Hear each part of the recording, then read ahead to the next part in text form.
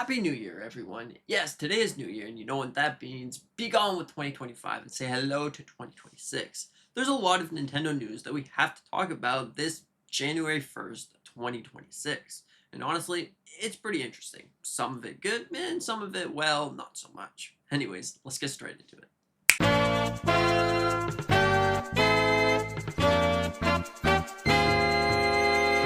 Okay, so starting everything off, there's leaks that suggest that we are going to be seeing extra colors for the Nintendo Switch 2.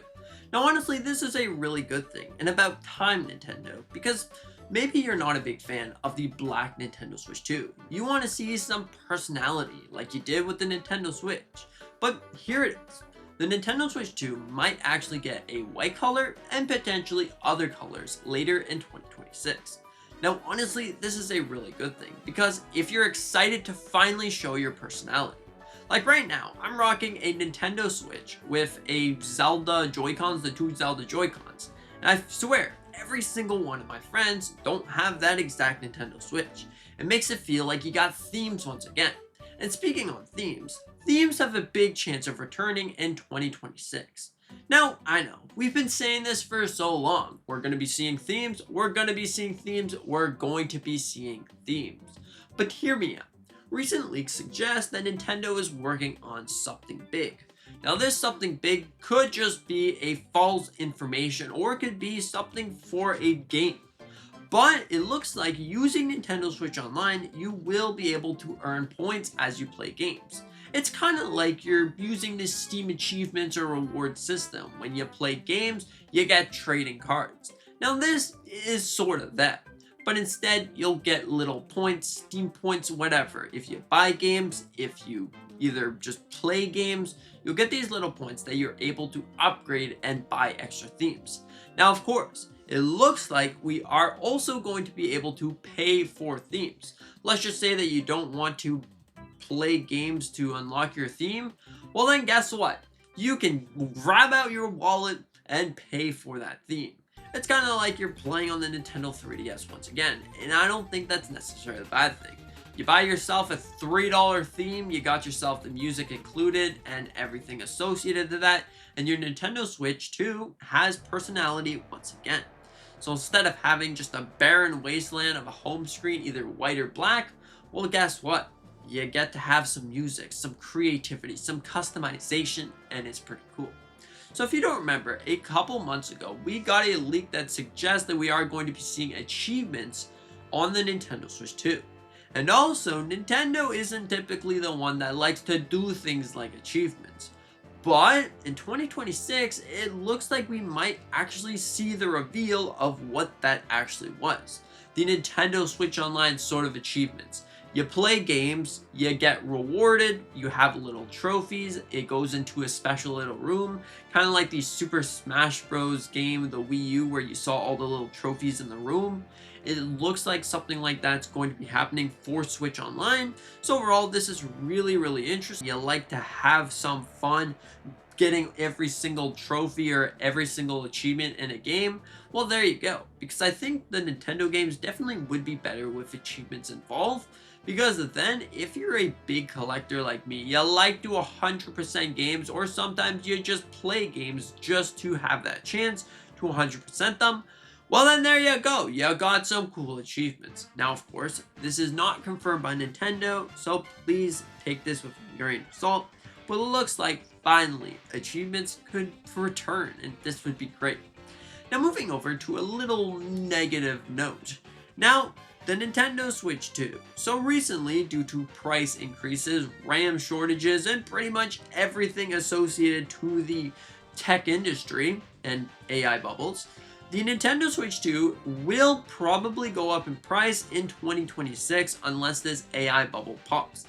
And right now it's not looking like it's going to pop. So please, if you want a Nintendo Switch 2, I would highly recommend to jump onto the train, get yourself your Switch 2.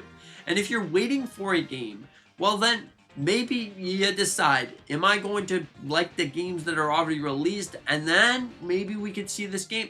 So I will say, if you want a Legend of Zelda game, there's a high possibility that we will see the Legend of Zelda Twilight Princess. then we're not missing too many Legend of Zelda games to have every single one of them on Switch 1 and Switch 2. So you could also just get a Switch 2 to re-experience some older games at 4K 60 FPS because hey, that would be really interesting. Now speaking on games as a whole, Nintendo Direct. Now, the Nintendo Direct seems to be a very interesting thing. So far, we know that we're probably going to be seeing it in either February or mid-January. Because if you look at the past Nintendo Directs, pretty much every year we got a Nintendo Direct in February. Which would make a lot of sense because it gets Nintendo able to pack up some games and give us the best Nintendo Direct possible. The last Nintendo Direct for 2025 was in September, which was a pretty long time ago.